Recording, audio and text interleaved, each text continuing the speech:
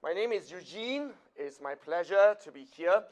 It says on my title that I'm an NLP mindset coach. Anyone familiar with NLP? Anyone has heard of it before? NLP? Oh, we have only three in the room who has heard of NLP. Okay, I'm going to describe a little bit on NLP later. Okay, not right now. But right now, I want to ask you a question first. The question is, there are three kinds of people when it comes to the future. What are these three kinds? The first, those who make the future happen. The second, those who let it happen. Anyone wants to guess the third? The third category of people when it comes to the future? No? Those who wonder what had happened. So right now, I appeal to you and ask you, what category are you? Those who are in the first category, can you please raise your hand? That means you make the future happen. Can you raise your hand? And those who don't raise your hand, I suppose you are wondering what happened. Those who just raise your hand, can you please stand up? Before I talk for the next 15 minutes, if I'm not even sure you want to create a future, I think we're going to waste time. Those who want to create a future, can you please stand up? Creating the future? Creating the future? Okay, very good. Young man over there, creating the future.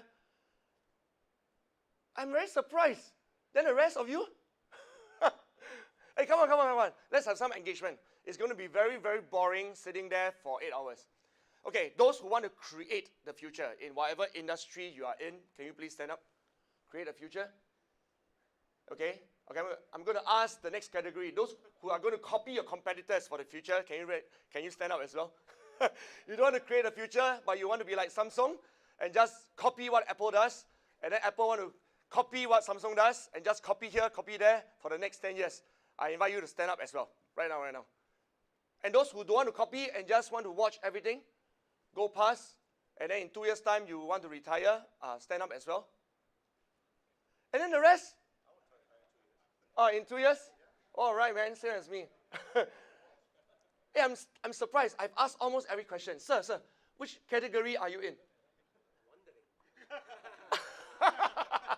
Okay, right now I'm going to invite those who are wondering what had just happened to stand up as well. I have no more questions to ask, and I still see 4 gentlemen seated now. What question would you like me to ask for you to stand up? None of the above? Okay, please enlighten me. What other categories are there? Those who don't care? Okay, very good. Those who don't care about the future, please stand up as well. Very good. That'll be the last 3 of you. Okay.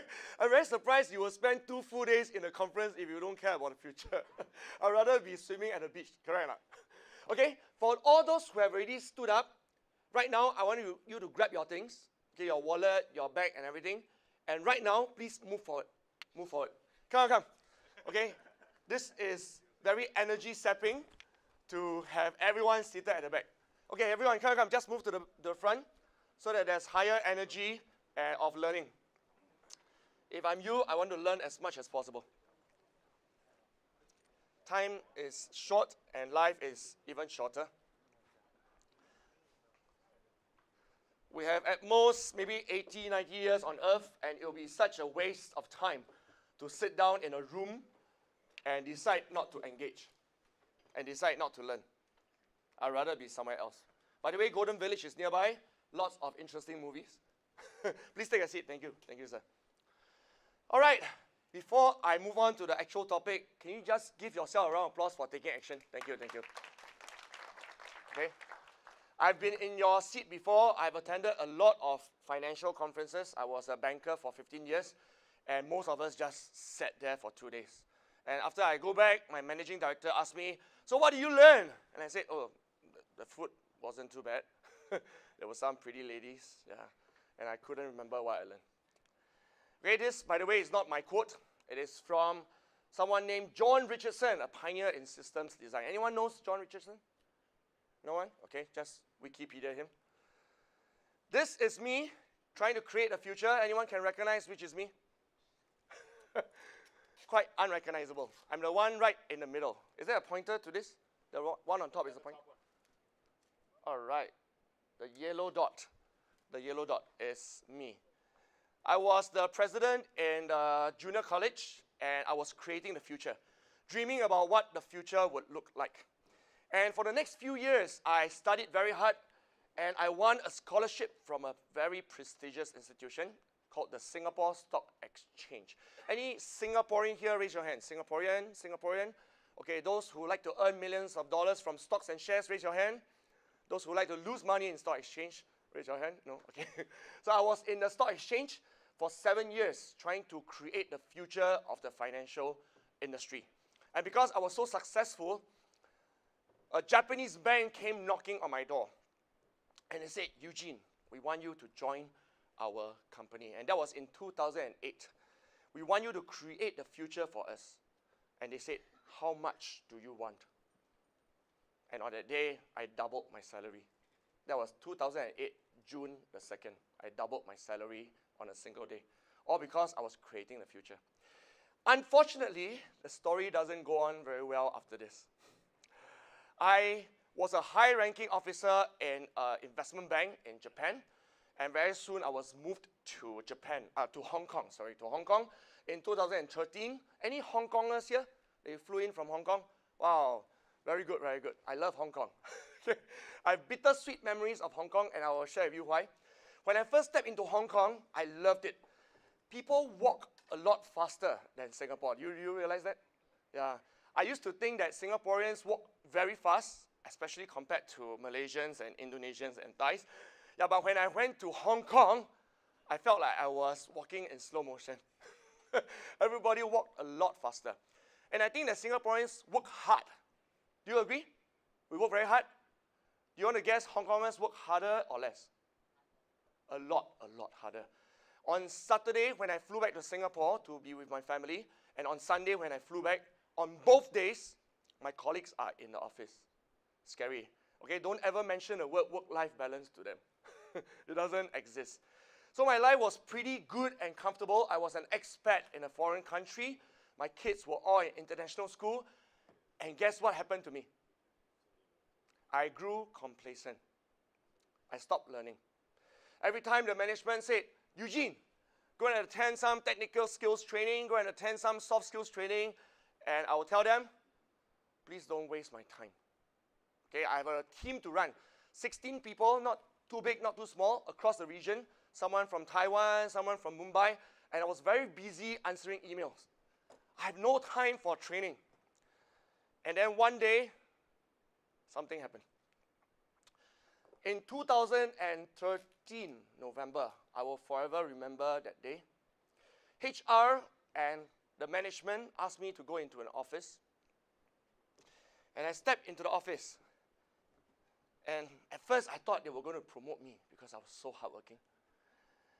They handed me an envelope and said, Eugene, thank you for your service. Your role has been made redundant. Redundant! What a rude word, right? How can they use the word redundant on a human being? That was shocking. That was my first and only redundancy, and I had enough. Do you know how many minutes they gave me to leave the office? Anyone worked in a bank before? No? Lucky you. They gave me 5 minutes to leave the office. 5 minutes. And when I said, can I go back and get my bag? They said, sure. Our security guard will escort you to your desk. I'm sure you have not seen that happen in your industry, right? Probably you have 2 months, 3 months to pack up, say goodbye, and have dinner with your colleagues. Not me, not me. On the spot, I had to leave as if I was a criminal. So that day, I had an awakening. I was thinking, how can I, a top scholar in a top school, who worked very hard, who moved my whole family to Hong Kong to be where the bus is, how can I be redundant? Then it occurred to me that I was irrelevant. Whatever skills I had was irrelevant to my company at that time. Another very rude word, irrelevant. As I share my story, please reflect about yourself. Just now, it took so long for some of you to stand up when I asked, do you want to create a future? I do not want to curse you. Okay, I bless everyone here with prosperity and progress and peace for your country. But think to yourself, at which point will you also become irrelevant to this industry? And I guess that's the reason why we're spending 2 full days here. Would you agree? To avoid becoming irrelevant. And if for these 2 days, we do nothing but just take brochures, go back, and then tonight go to the casino, then all the best to you, all the best to you. I'm sharing with you my failure so that you can avoid going down the same path. Is that fair to you? Most speakers love to share about successes. Oh, I'm accredited this, I won this award, and so on and so forth. Today, I want to share with you my failure. I want to strip naked for you. Metaphorically speaking. No, okay. No, I do have some hidden six packs. You don't want to see? Okay. And the third is panic. When you become irrelevant, you start to panic. Have you seen ex-colleagues panic before? People suddenly found themselves without a job. Or businesses found themselves without what? Customers. They start to panic. They sell out. They find the cheapest buyer, like Lehman Brothers. They just find the cheapest buyer at $1. $1. They sell their entire multinational company with more than 10,000 staff at $1. Do you want this to happen to your company?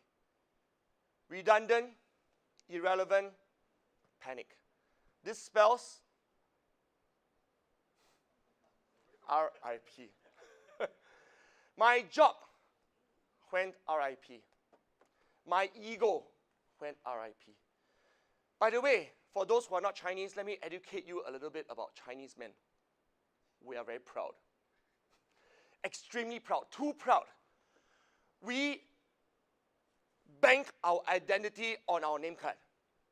And when I had no name card to give out at networking events, my ego was down to -10. I had no identity. And I don't wish that upon you. This is a news about me, nothing good. Top student, retrenched and jobless for 9 months. Why would a journalist feature such a horrible story about me? What's wrong with them? Anyone else? This is called a cautionary tale. They're trying to warn fellow Singaporeans. Channel 8 is a Singapore channel, by the way. They want to warn fellow Singaporeans who are so complacent, who have masters of this and masters of that, who have PhD this and PhD that stop becoming too comfortable. Because this could happen to you anytime. If a top student can be retrenched and cannot get a job for 9 months, then what about those who are not top students? All the best to you. Good luck. I have a large family. I don't know where these 3 kids came from. Each of them demanded so much money from me. Every time I go home, all 3 of them want food. What's wrong with them? Can't they go hungry? And my wife, wow, don't get me started on my wife. Anyone married here? All the best to you. My wife, she decided to stop working 15 years ago just to take care of my kids. Oh, what an unreasonable lady. Okay, I'm just joking, of course. She sacrificed her career to take care of my 3 kids, and I deeply respect her for that. But because of this decision, my single income has to feed this entire large family. And this picture is too small to squeeze in my 2 elderly parents, who also requires money from me. So can you imagine? Someone without a job, without income, has to feed 7 people in the family. Anyone in my same position here? You have to feed 7 or more? What? Oh, sir, please give this man a round of applause. Wow. Is it 7 or more? About 7? About? There's some unknown children you're not sure of? It's exactly 7. Come on, what about 7? And this is what I ended up with. A top scholar from a top institution every day, budgeting his meals to $2.50. By the way, in Singapore, if you get retrenched, you will never go hungry. There's something called economy rice. Wow, what an interesting name. Just like economy flight, economy rice. Something cheap that you can eat. So I survived, and in fact, I even gained weight because of economy rise. As I said, this is a cautionary tale. I'm not here to just share about my story. This story is an analogy for you, so that you can wake up today instead of being asked to go or your business being asked to shut down and the bank taking over all your equipment. We are in a VUCA world. Anyone familiar with VUCA? V-U-C-A? VUCA? Only one?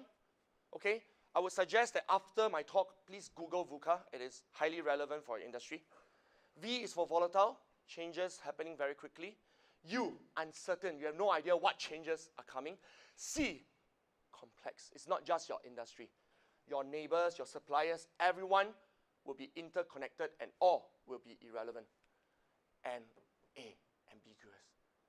You have no idea where to step next. No idea what to do. If you know what to do, you wouldn't be here. We're here to find out what to do, isn't it? Come on, who is here to find out what to do next? What to do next? Please raise your hand. Okay, you can be sure these are the industry leaders for the next 10 years. You have already seen this happen in many industries, isn't it? Transport, there's Uber. Hotels are being threatened by, what is that company? Airbnb. Who has ever stayed in Airbnb? Wow, look around you. Just barely 5 years ago, if I asked you, it will be nobody. And people will be asking, what's Airbnb? This is a VUCA world, ladies and gentlemen. Please wake up so that we stay relevant and we can lead the pack. Or else, this cemetery and tombstone will belong to you. Let's find out how to avoid this, shall we? Who's ready to find out how to avoid this? Okay. Number one, stop becoming too clever. What do you mean by too clever? By the way, feel free to take notes or take pictures, okay? These three have to do with mindset. And if we don't tune our mindset, I guarantee you the second, third, fourth, fifth speaker will waste your time. But if you tune your mindset, that no matter how boring the speaker is, no matter how much he repeats things that you know, I guarantee you, you will learn something. This is a classic example of being too clever. Some of you have attended Big C a few times, isn't it? Who is here for second or third time? Wow, okay, look around you. There's a lot of you. You know you have this danger that everything you hear today, you will say, oh, I know that already. Don't you think so? There's this temptation to do that. And once you do that, you will take out your handphone and start to check Facebook and waste your own time and the speaker's time. So please, don't tell yourself, I know that already. Even if you have heard about that technology before, ask yourself, what new perspectives can I learn from this same technology? There's a symptom. Such people and companies stop learning. How can they learn? When I was in Nomura, the bank that retrenched me, I said, I know that already. I know all about leadership. I know all about impact. Please don't send me to any courses. It's wasting my time. Please don't end up like me. And there's a classic victim which everyone loves to laugh at. The name starts with N. Anybody wants to guess? It's a company that we used to buy a lot of phones from. Da-da-da-da. Not too long ago, all of us here were carrying Nokia phones, isn't it? Anyone still carrying Nokia phone? Don't be embarrassed, come.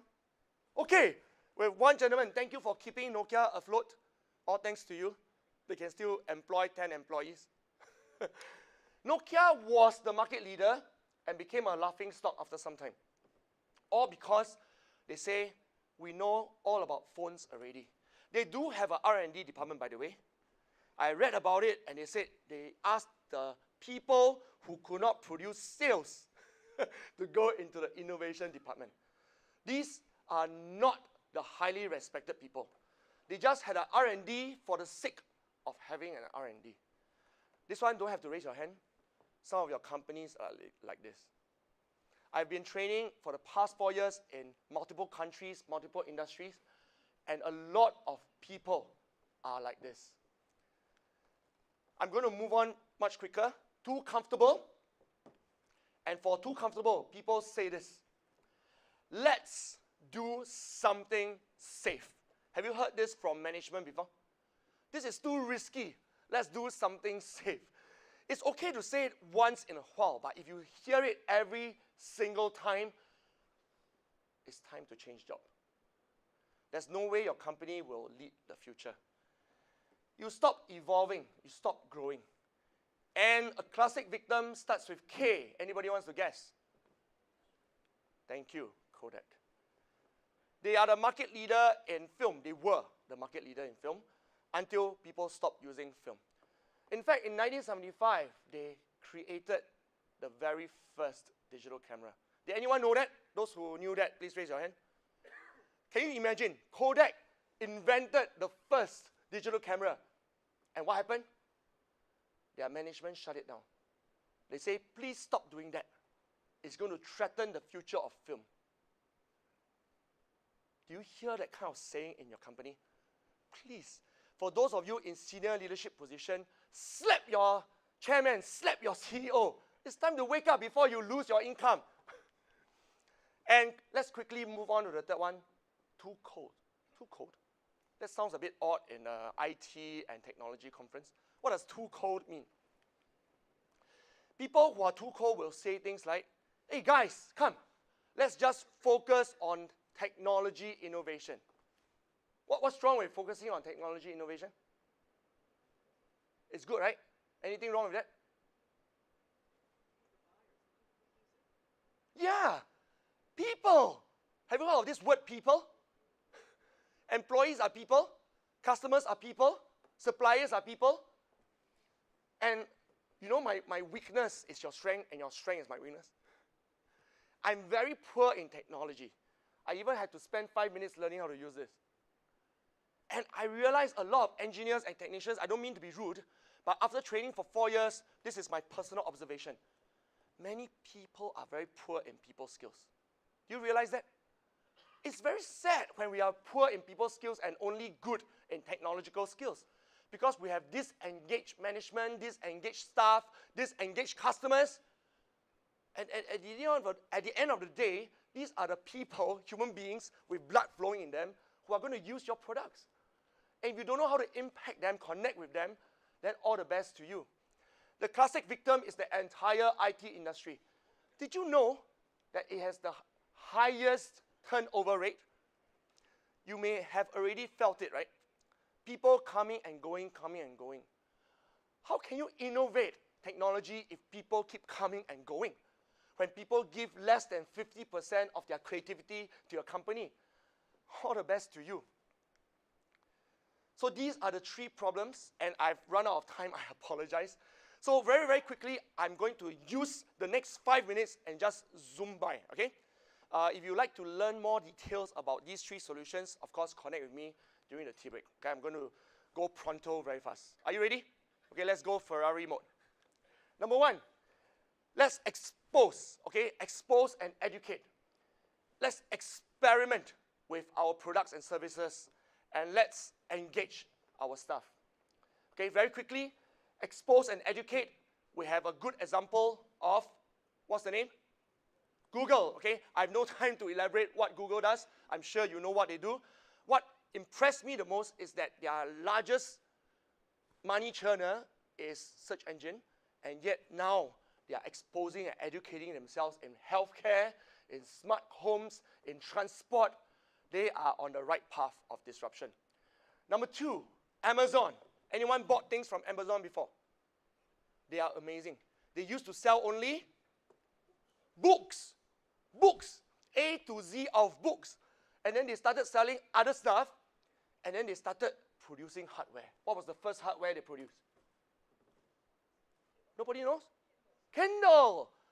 Kindle. You know Jeff Bezos had to persuade his shareholders not to sell the stock.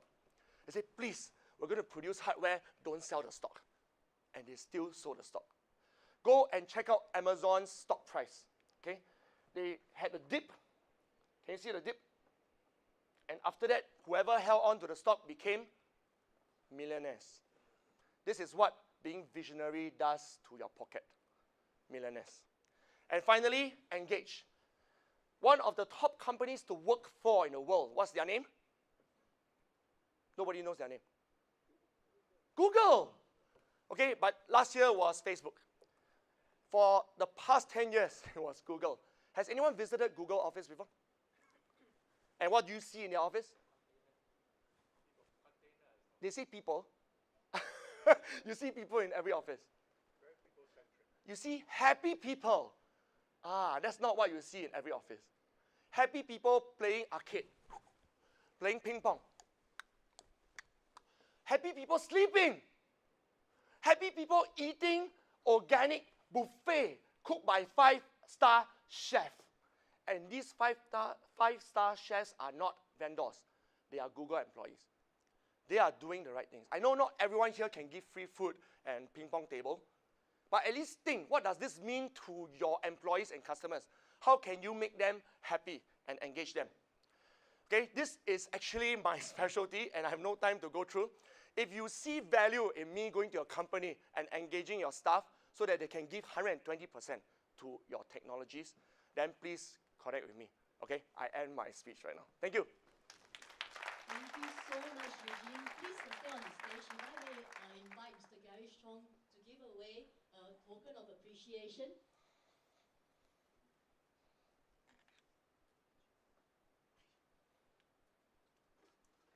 Thank you. Thank you very much. Thank you so much. Thanks. Cameraman. Oh, camera.